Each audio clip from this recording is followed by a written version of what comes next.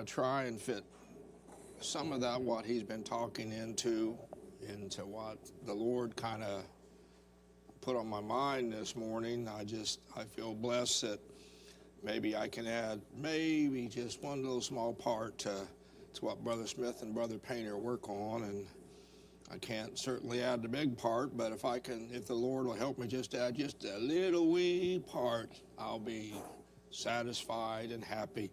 Brother Smith has been in the Dominican, and here just a few minutes ago, he posted to WhatsApp some videos of some meetings in the Dominican Republic. It sounds like he's having a very successful time over there, so I know he appreciates all of our prayer and support, but we sure miss him. But you know what? We have Brother Painter here to make up the hedge and fill in the gap, and I think he's doing a wonderful job. We've been having good services, and he's been leading us in the right direction, and I appreciate that about him and his family. And I haven't always known. I remember Brother Painter when he was down in, where? Yeah. He used to come visit. I think you were 17 or 18 years old. That's how long we've known him. He would come visit our church there in Little Rock, and he'd get up and preach. Him and another man. His name was Brother Lane. Brother Lane, I think he was a plumber, wasn't he? Brother Youngblood used to come too. And Brother Youngblood, in fact, Brother Youngblood is one of the plumbers who did a lot of the plumbing here in his church. So I was a plumber at that time, and I told him how much I appreciate it. Never knowing that I was going to end up going to the Little Rock Church where he had put so much of his labor in. So anyway, I say all that to say that we miss Brother Smith, and I'm thankful for everyone here. I don't see any visitors except for Aaron, my grandson Aaron over there. We haven't seen him for probably a month. Let's give him a big hand. Doesn't that feel good, Aaron? You know, admit it. You like it when people clap for you, don't you? Yeah, see, he's smiling. He's getting so big and so tall and handsome. So I appreciate that he's here. Hope I didn't embarrass you. I'm sure I did. I think I meant to. Anyway, before I get into the Bible study, I was talking to Brother Paul McGowan about a few different things. Him and I, a lot of times before Bible study or church or whatever, we'll have some good conversations. And I was telling him about this one program. You can find it on YouTube, and I think there's some streaming services on TV that offer it. It's called Is Genesis History? And I saw it a couple years ago, and it's become my favorite go-to if people have questions about how did the earth get here? How long has the earth been here? Why do we believe that? And I think it's a group of 17 scientists and doctors. These doctors they're scientists, but they have geologists, they have biologists, they have marine biologists, they have astronomers, they have computer science people. They have, even one of them he's a doctor in Hebrew, and he goes through scriptures. Paleontologists, the study of ancient animals and stuff. And they go through about an hour-and-a-half presentation. It's the best I've ever seen on creationism and why we as a Christian believe that the earth is not 6 billion years old, and all these other things. And these men and women are all highly respected in their fields, but yet they still, and are extremely smart, yet they still believe that the earth is not billions of years old, and they believe that we didn't come from monkeys, nor did we come from a little puddle of slime on the bottom of the ocean 4 billion years ago. And they show evidence why. And then they show why they a lot of it is based around on their belief on what happened with Noah's flood and what it did and was it real. You know, most people nowadays, even Christians, I've heard some Christians say, and I'm glad there's not a lot of them, but I've heard some Christians say that some of the stories in the Old Testament are just that, stories, and that they're made up for whatever reason to show something about God, that man might understand God through the way we see nature. Well, I just have enough faith in God. I believe the book of Jonah was real.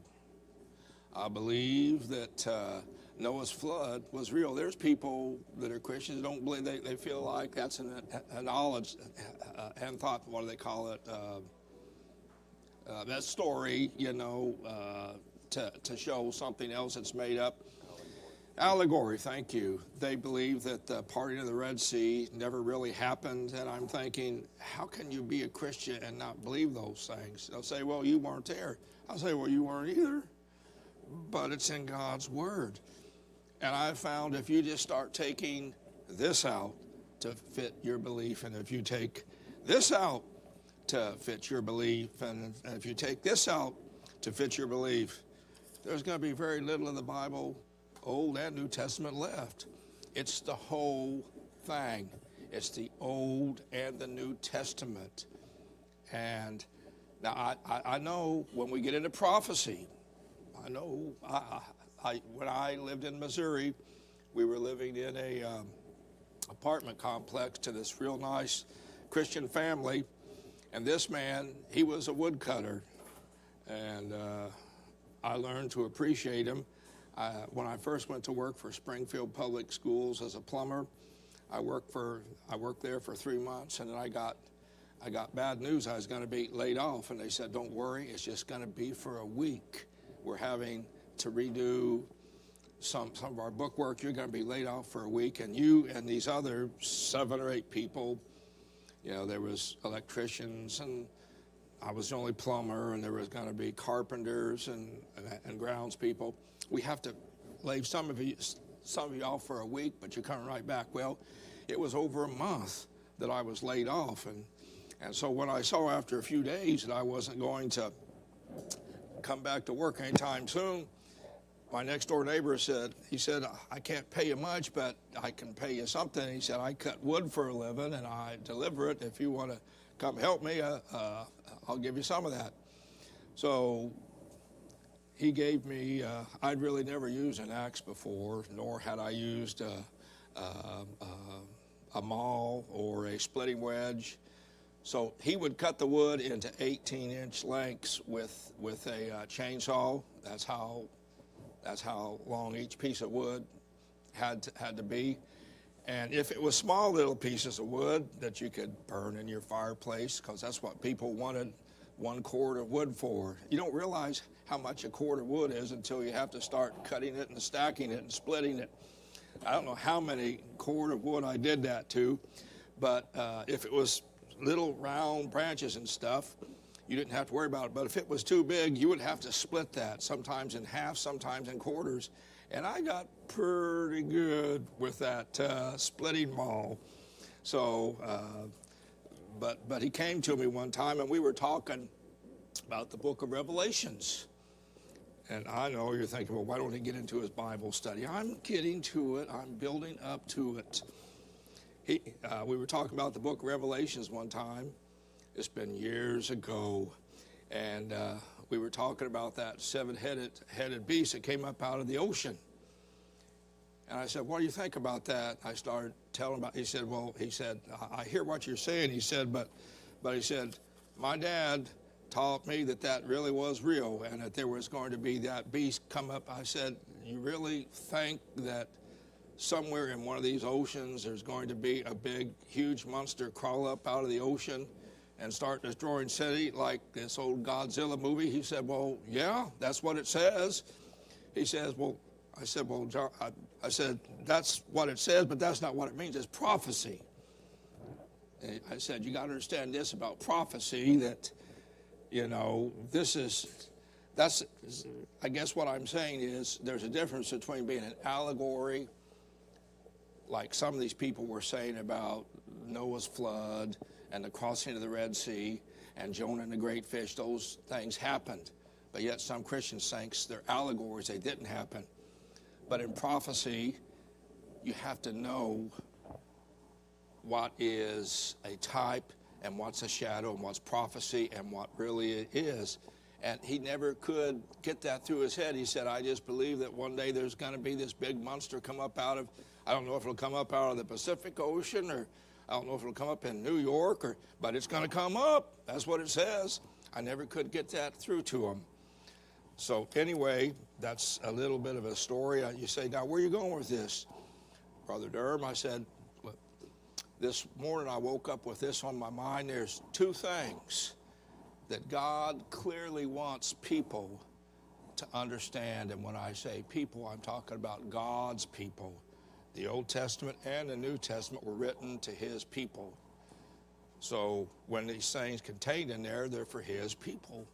So in the Old Testament, there's two things that God clearly wanted the Jewish people to understand.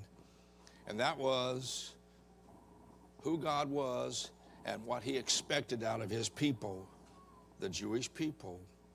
And number two was he wanted his people, the Jews, to know what to expect in return from God. And you think, well, that seems like a lot. It is a lot. And you may ask yourself this question, how did God do that? Well, I'm glad you asked that question. We're going to talk about that. Through God's word in the Old Testament, but at one time the Old Testament didn't exist. Men wrote it through the inspiration of God and through the Holy Spirit, such as the first 5 books of the Bible, what the Jews called the Pentateuch, Genesis, Exodus, Leviticus, Numbers, and Deuteronomy. It was mostly written by Moses. Where did he get all that about Adam and Eve, and about the flood, and about all these other things? Well, that's really to understand, that's easy to understand when you realize that Adam had sons. One of the sons was Methuselah. He had Methuselah, and then there was more people between Methuselah and Noah. So actually when you study out what the name Methuselah means, it means when I die, the waters come. There's different translations from different people, but if you really dig deep down into the Jewish language and history, it means when I die, the waters come. And he died the same year that the flood came. So that's just a little tidbit there. But Noah had 3 sons, Shem, Ham, and Japheth. And Shem, believe it or not, lived, and he lived through the time of Abraham, through the time of Isaac, and he died 40 years before Jacob was born. So it really didn't take much of a chronological span and writing. Just because they were pre-flood didn't mean they didn't know how to write. And they kept records. That's one thing the Jews were good about. They always kept records about everything, especially their genealogies and the history. You say, well, Noah wasn't a Jew. No, but for some reason that was a trait that was passed down through all that lineage. It doesn't say that, but yet it's very obvious in the writings in 1st and 2nd Chronicles and 1st and 2nd Kings and these other things, how precise they were on what happened and who the father of who was. So I've got no doubt that Shem was able to pass down these writings to Abraham and also to Isaac. And then it was just passed down through Jewish writings. So I believe those things really happened. So anyway, how God deals with his people, he showed them in the Old Testament, when he called Abraham and Isaac and Jacob, and then later Moses, he had Moses get his people out of Egypt and took them to that promised land through Joshua. God had writing, and he revealed himself onto Moses. And through Moses and these other prophets, there were the Ten Commandments. God gave the Jews the Ten Commandments to show who he was and what he expected out of them, the way they wanted to live. It was a guideline for their life. And not only did they have those Ten Commandments that was given to Moses from God, they had a total of 613 ordinances, commandments, laws, and precepts in the Old Testament. And it governed all parts of their life. You may think, well, that sounds kind of restrictive to be a Jew. No, it just simply showed who they were and what God expected out of them. And I love some of those 613 ordinances and laws and precepts and commandments. Did you know they were all natural, but they can be spiritualized for us down here, which is where we get the New Testament. The New Testament comes from the writings of Moses and the prophets and the scribes in the Old Testament.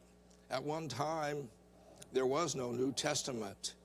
The New Testament wasn't started writing until about 30 years, about 25 years after Christ actually was crucified, went to the cross. And then you had men like Mark and Luke and John and Paul and these other ones. They started taking things that God revealed onto them through the Old Testament, and they started writing it down for the Gentiles down here and for the Jews down there also during that early church. Brother Smith has talked about that. That's where the New Testament came from the writings of the Old Testament, and how God revealed things to the people there in the New Testament. Number one was through his words. At that time, all that the early church had was the Old Testament. There was no New Testament during the time of Christ. That didn't exist yet. It hadn't been written. So God had to touch people's minds. Men like Peter and Paul and John and Titus and those other men and women back there. And they would take what God had given them in the Old Testament through not only written the word, but another way that God will reveal things down here to us is through types and shadows, allegories. In fact, I'm going to give you some scriptures on that about the tabernacle. Brother Smith has been dealing with that on the articles contained in the temple, such as the 7 golden candlestick. Was there a natural golden candlestick? Yes. Did it represent heavenly things in one place? I'm going to show you the book of Hebrews where it says it was a type and shadow of heavenly things. Did you know down here the type and the shadow of that golden candlestick that had 7 lamps on it, 3 branches coming out one side, 3 branches coming out the other, and then had one on the top, and all those 7 lamps? That's just that's a picture of God's ministry, of God and Jesus and his 5-fold ministry to bring light to that church down there and to the restored church up here. It was important down there in the Old Testament, but it's important for us that we understand all these things, because not only do we have the written word that we find in the New Testament, but we also have all these types and shadows and examples out of the Old Testament. And that's some of the things I want to talk about, how God would reveal himself in the Old Testament. If you turn over to Exodus chapter 25, and if you have a question, please stop me, if I'm getting too strung out, just say, Brother Durham, slow down for a minute, and I will. Go over to Exodus 25.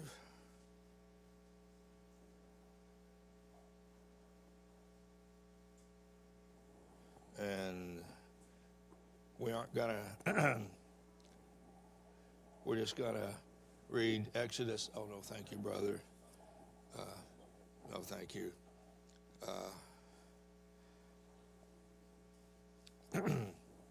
start at verse 1. And the Lord spake unto Moses. I want you to understand this one thing, that everything that Moses did back there, every commandment that he got was from God. Even the temple, what they call the tabernacle in the wilderness, didn't come out of man's imagination or thoughts. All of these things came from God, and I'm going to prove it to you through Scripture because they're important for us.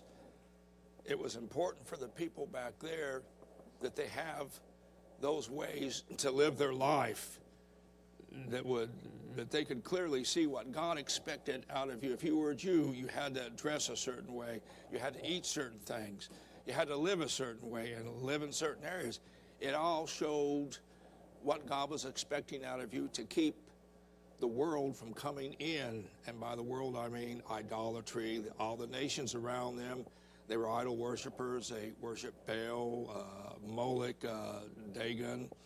And God didn't want those things affecting those people, so he's put fences up around his people. Not natural fences like we have today, but spiritual fences. Fences through laws and commandments, precepts, and ordinances to keep his people safe from those outside influences. And the Lord spake unto Moses, saying, Speak unto the children of Israel, that they bring me an offering. Of every man that giveth it willingly with his heart, ye shall take my offering. I want you to see here that this is God talking to Moses. And this is the offering which ye shall take of them: gold and silver and brass and blue and purple and scarlet and fine linen and goat's hair and ram skin dyed red and badger skins and shittim wood, oil for the light, spices for anointing oil, and for sweet incense, onyx stones and stones to be set in the ephod and in the breastplate. And let them make me a sanctuary, that I may dwell among them, according to all that I show thee, after the pattern of the tabernacle, and the pattern of all instruments thereof, even so shall ye make it. We need to stop right there, and we need to realize down to the smallest little, most minutest little thing in that tabernacle in the wilderness, it was all built according to the plan, the pattern that God showed to Moses. And when Moses commanded those two craftsmen in Israel to build all these things, he was very careful that they do it exactly according to the pattern that God had showed him, down to the size of everything. Everything had to be the right size. Everything had to be the right color. Everything had to be made out of the right material. It all had to placed in a certain way. God was very particular about that, because we're going to see later in Hebrews that these all things represented spiritual things, heavenly things. So if Moses would have said, well, you know, we just don't have enough gold for that golden candlestick, brother, I think we're just going to make it out of brass. Well, it looked the same, but now it's made out of brass. It no longer would have been acceptable to God. In fact, in the day that Moses anointed that tabernacle in the wilderness, after it was set up, a cloud came down and filled all that, and God was pleased with it. But if anything would have been changed, one little small dimension, instead of having the ark be this wide, maybe they thought, well, we don't really need it that wide. Maybe we'll make it a little bit less wide, maybe it longer. God wouldn't have been pleased with it. God would have not dwelt in it. It had to be done according to the pattern that was showed Moses. You know, when I was a supervisor in plumbing, little jobs I would give to people, I wouldn't say anything because I trusted them to do it. But big jobs that was going to cost a lot of time and a lot of money, that was going to be important, God helped me to, my philosophy was, if I, and not everybody felt this way, because they were maybe afraid that somebody would try and take their job. I never had that fear. I always tried to hire people who were more qualified and better than I was. I figured it would make my job easier. And God always helped me. I was able to hire good people. I was able to hire master plumbers that had been plumbing longer than I had, that had more experience. But ultimately, they knew that I was the boss. God just helped me. So we would have a big project. I remember one of them was we had to repipe an entire gas system in this large school. That's a big job, the gas system. And every room had individual gas heaters. Plus, you had to pipe down to anything that had gas had to be redone. So we sat down, and I told him what we were doing, and we would talk about it, what would be the best way to do it. And sometimes I found out on a big job like that, there was many ways that you could do it. You could do it this way, you could do it that way, you could do it the other way, and they were all right, and they were all within code. But what was the best way for us to do it with the amount of people that we had, and the other projects that we were doing, and sometimes, actually, about half the time, the guys that I was conferring with, that was the people I had hired that actually worked for me, they would come up with a better idea, and I'd say, well, let's run with that. Let's do it. But sometimes I had the best idea, and I'd say, well, let's run with that. So things were changeable, but when it comes to the things of God, this is what it says about God. I am God, and I change not. In me there is no variableness or shadow of turning. I am the same yesterday, today, and forever. There's some things that are immutable about God that cannot change, and one of them was his pattern for the tabernacle in the wilderness. It could not be changed, or God would not dwell in it as his temple, and Moses would have had to tore it down and start again. It's important. You say, well, God's particular in things. Yes, he is, but he's showing a picture to us down here and to those people there. He was showing them what he expects of them. But even more so for us down here, we have our New Testament that came from the Old Testament because of the writings of the apostles and some of the other ones, but we also have the types and the shadows. And if any one of them would have been wrong, what if the candlestick would have had just six branches, and for some reason they didn't have a seventh? What are we to do with that? Types and shadows are very important. That's why I always, when we read the Bible through, my wife and I, there are some versions that are much easier to read and understand. But we always, and I've done that like the New International Version. I think that's what it's called. Some of these versions, I don't mind reading once in a while, but I always go back to the King James Version, because this is what God, through King James in, what was it, 16, when was it, King James Version, 16 something, God put it on the heart of King James, and he employed all those scribes to compile the New Testament in the form that we have it today. But I've read other versions.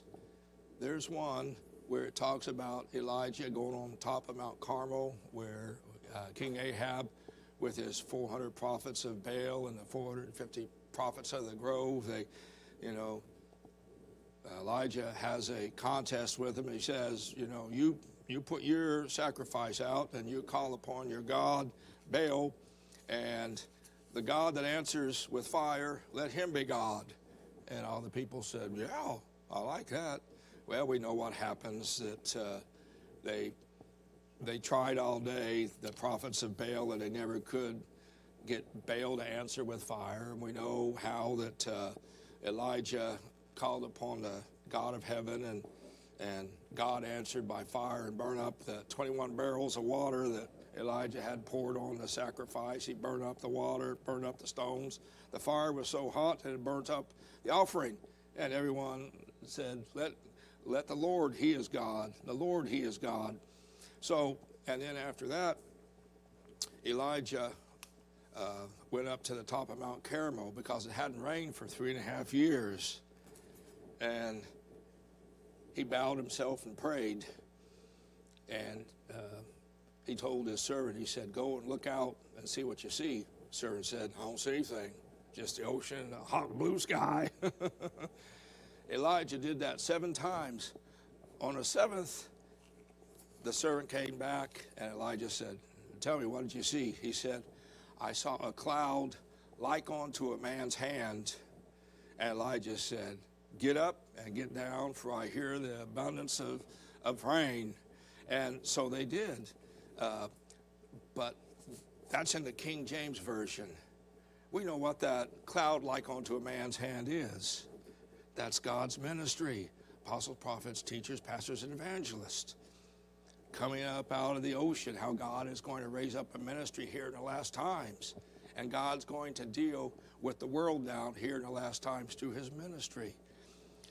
But I read this one version one time. I don't even remember what it was. And I just closed the book. I said, I can't read no more. It was easier to read. But Elijah said to a servant, what do you see?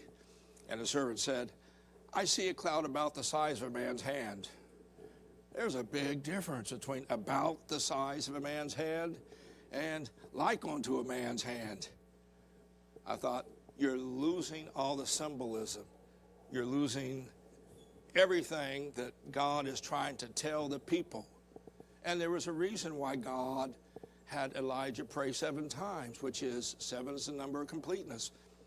If he would have seen the same thing after 6 times, we would have to clearly conclude that something, we're not understanding this right. But you can take all that happened to Elijah and everything that happened to the people down there, and we see how it affects us, because now we understand what God was showing to us through those people down there. That's why I believe the book of Jonah really happened. I believe Jonah got swallowed by a whale, brother. Or not a whale, but a fish. I believe that the people crossed the Red Sea, just like it said back. I believe all those things. And here we see in Exodus that God was very particular with Moses, and Moses was very particular about the work that had to be done the exact way. Why? So that we might thank God for being particular, because we can look at it now, Brother Paul, and we can say, that's what that means. When I see that, that's what that means. And now that helps me to understand more of what God is expecting out of me down here. And I understand a little bit more what I can expect from God because of these types and shadows. Well, that's not the only place that you find that in the Old Testament. Let's go over to 1 Chronicles chapter 28. We're going to get in the New Testament real quick, or I'm going to run out of time. I get excited about stuff like this. I love the Old Testament, especially types and shadows. And Brother Smith has done such a good job on the altar of incense. I've really got a lot of things out of his talk on that. Exodus 25. What I'm trying to do, I'm just trying to help fill in some of those small things, is why those things are so important to us here and what it means. Exodus 25, let's start in verse 1. You were just there. Huh? You were just there. Exodus 25. Oh, I'm sorry. 1 Chronicles. I'm sorry. 1 Chronicles, chapter 25. So now this is probably 480, over 500 years later after the tabernacle in the wilderness was built. And we go through 480 years there was 40 years of wandering in the wilderness with the tabernacle, and then you had 400 and almost 480 years of the judges. And then after Samuel, you had King Saul, and then you had King David. Now, King David's getting down toward the end of his life, so this is over 500 years after the first tabernacle in the wilderness was built, the only one that was built so far, and it was still being used. All those articles after 500 years was still being built. The tabernacle wasn't in Jerusalem, it was in Shiloh. And that's where the priest would go to offer up sacrifices. But God put it upon David's heart to start gathering material. And toward the end of David's life, he had a desire to build a permanent resting place for the ark that still existed. It was in Shiloh in the original tabernacle of the wilderness. So David prayed, and Nathan the prophet told David, yeah, go and build. I think that's a good idea. But then God comes to David in a dream, and he says, no, you're not going to build this because you've been a man of war. But anyway, that's another story. But we're to the part now where David is deciding what he's going to do, okay, about the building of the temple. It says in chapter 1, moreover, David and the captains of the host separated to the service of the sons of Asaph and of Heman and Jeduthun, who should prophesy with harps, with psalteries, and with cymbals. And the number of the workmen according to their service was of the, maybe we'll skip down a little bit. Let's see.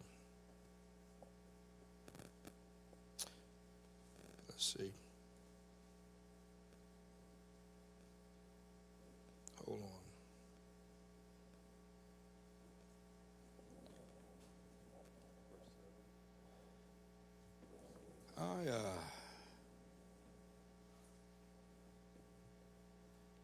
Actually, we should be in the 28th chapter. I apologize.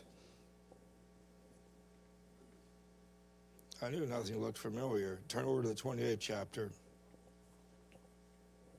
Here we go, the first verse. And David assembled all the princes of Israel, the princes of the tribes, and the captains of the companies that ministered to the king by course, and the captains over the thousands, and captains over the hundreds, and the stewards over all the substance and possession of the king, and of his sons, with the officers, and with the mighty men, and with all the valiant men on Jerusalem. Then David the king stood up upon his feet and said, hear me, my brethren and my people.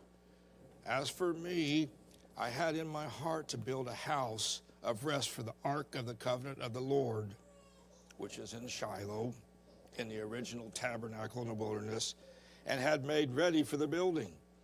But God said unto me, see, even not only is God concerned about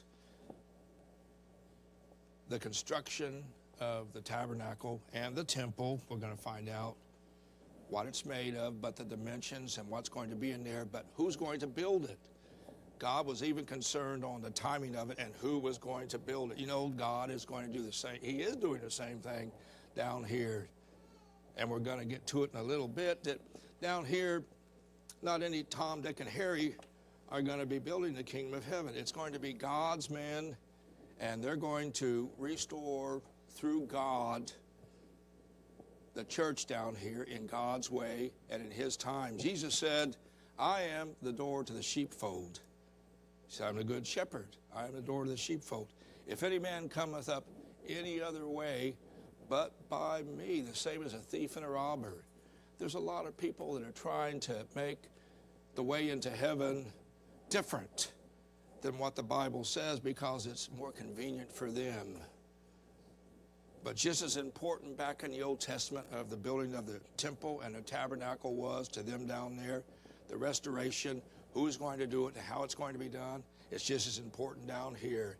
And anything else, God won't call that his resting place. Just way if who built it or the dimensions of the tabernacle would have been off, God wouldn't have dwelt in it.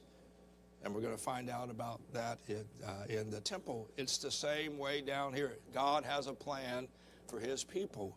We just need to fit ourselves into that plan. It says, but God said unto me, thou shalt not build a house for my name, because thou hast been a man of war and hast shed blood.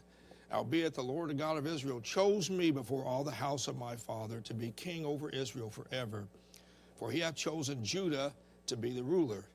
and of the house of Judah, the house of my father. And among the sons of my father, he liked me to make me king over all Israel. God picked out of all the tribes, he picked one tribe, which was Judah. And out of all the thousands of Judah, he picked David's family. And out of David's brothers, there were 7 of them, he picked David. God was particular who was going to do this work. And it even got down to this. And of all my sons, for the Lord hath given me many sons, he had chosen Solomon, not David, but he said, God, he hath chosen Solomon. And he said unto me, Solomon thy son, he shall build my house and my courts, for I have chosen him to be my son, and I will be his father. Moreover, I will establish his kingdom forever, if he be constant to do my commandments and my judgments, as at this day. Now therefore, in the sight of all Israel, the congregation of the Lord, and in the audience of our God, keep and seek for all the commandments of the Lord your God, that ye may possess this good land and leave it for an inheritance for your children after you forever. And here's David's instruction to Solomon. And thou, Solomon my son, know thou the God of thy father, and serve him with a perfect heart and with a willing mind. For the Lord searcheth all hearts, and understandeth all the imaginations of the thoughts. If thou seek him, he will be found of thee. But if thou forsake him, he will cast thee off forever. Take now heed, for the Lord hath chosen you to build a house for the sanctuary. Be strong and do it. Here's what I'm getting to. Then David gave to Solomon his son the pattern of the porch. And we're going to find out where David got that pattern.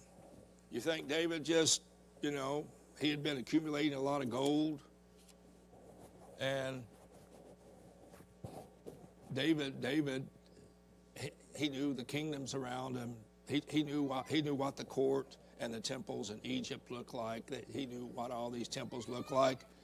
David could have said, well, I really like that temple to Shamash in Egypt there, and I think I'm going to build God's tabernacle temple just like that because it's really fancy.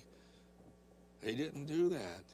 God gave David the pattern. I'll show you. Then David gave to Solomon his son the pattern of the porch, and of the house thereof, and of the treasuries thereof, and of the upper chambers thereof, and of the inner parlors thereof, and of the place of the mercy seat, and the pattern of all that he had by what? Where did he get it?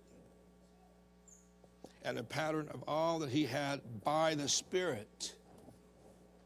God dealt with David through the Spirit, just like he dealt with prophets of old back there through his Spirit, and God through the Spirit gave the pattern of the temple that he was to build, and that's what David passed down to Solomon his son. It had to be exactly done the same way, and Solomon was just as meticulous about the construction as Moses was, because it had to represent a pattern of heavenly things. And we're running out of time, but let's go over to Hebrews here real quick. I'm going to show you why. I really had a lot of scriptures, but I get talking and I get excited, I get sidetracked. I hope y'all don't mind. Turn over to Hebrews chapter 8. We're going to go over to the New Testament here.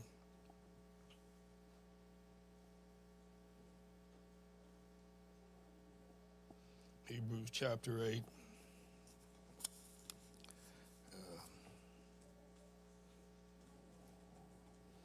Let's start in verse 1. Now of the things, this is Paul dealing with the Hebrews, the Jews that are in dispersion. There was great persecution, and the believing Jews and other Jews have been dispersed. Now the things which we have spoken, this is the sum. We have such a high priest who is set on the right hand of the throne of the majesty in the heavens, a minister of the sanctuary and of the true tabernacle. See, Paul calls it the true tabernacle. There was a tabernacle in the wilderness, and then there is what Paul calls the true tabernacle, which the Lord pitched and not man. For every high priest is ordained to offer gifts and sacrifices, whereof it is of necessity that this man have somewhat also to offer. For if he were on earth, he should not be a priest, seeing that there are priests that offer gifts according to the law. Even at that time, there were still Jews that would offering up sacrifices. They weren't believing Christian Jews. They were just still Jews that offer up gifts according to the law, who serve unto the example and shadow of heavenly things. He just got done talking about the true tabernacle, and here he says, who serve unto the example and shadow of heavenly things. As Moses was admonished of God when he was about to make the tabernacle, for see, saith he, that thou make all things according to the pattern showed to thee in the mount. But now hath he obtained a more excellent ministry, and it goes on. This is showing for us down here how we come to know what God expects from us. Number one, through his writings. But it takes a man of God. Sometimes if you just read naturally through, say, the book of Hebrews, you think, what is he talking about? Priest and high priest and sacrifices and the holy place. What has that to do with salvation today? How am I going to know what God is expecting out of me just by reading this? It doesn't make any sense. But when you have somebody like Brother Smith or Brother Painter or Brother Fisher or some of these other brethren get up and God gets a hold of them and they start to work on, like what Brother Smith has been doing on the golden altar of incense and the different articles contained in the temple and the tabernacle back there, and how it affects us down here. You start to think, I'm really glad that God was that meticulous. It helps me to know about heavenly things. And we're almost out of time, and I could talk more, but there's one more scripture here real quick.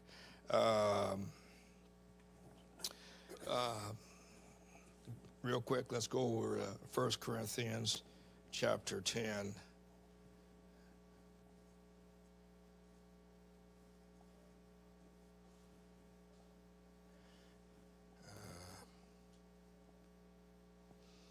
I'll read it real quick. Moreover, brethren, I would not that you should be ignorant how that all our fathers were under the cloud.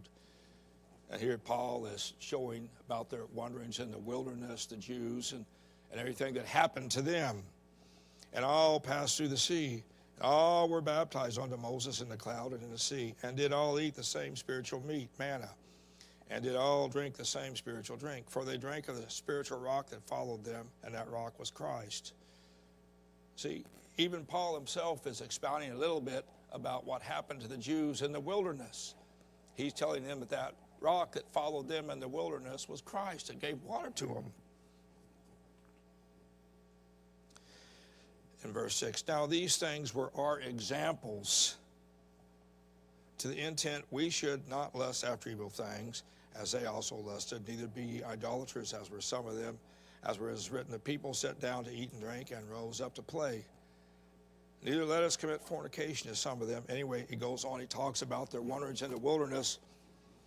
And in Hebrews and also in 1 Corinthians, Paul clearly shows that tabernacle was a shadow and a type and example of heavenly things. And he mentioned some of it, the high priest. And here, Paul is showing the Corinthians how that everything that happened to the Jews as they wandered in the wilderness for 40 years was for our examples. All those things really happened. It happened to the people, but we can learn from it. He was showing how that the people were lusting after flesh and how God sent a plague amongst them. He said all that happened for our example for down here. The Old Testament's important, and I'm so thankful that we have men today that are willing to study, the types and the shadows,